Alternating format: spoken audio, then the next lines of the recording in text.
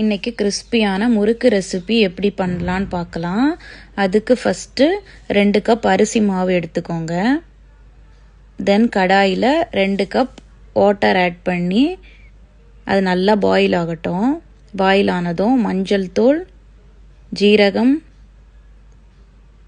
எள்ளு, மிளகாய்த்தூள், காயம், கொஞ்சம் நெய் அண்ட் தேவையான அளவு உப்பு ஆட் பண்ணி நல்லா மிக்ஸ் பண்ணி விட்டுக்கலாம்.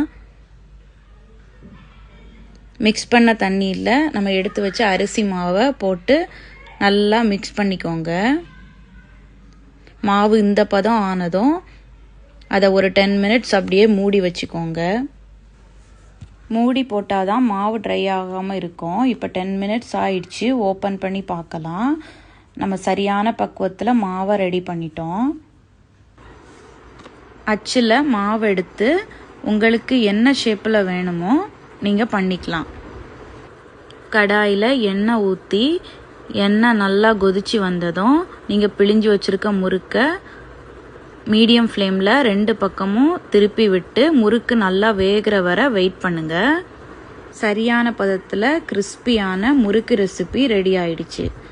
தேங்க்யூ.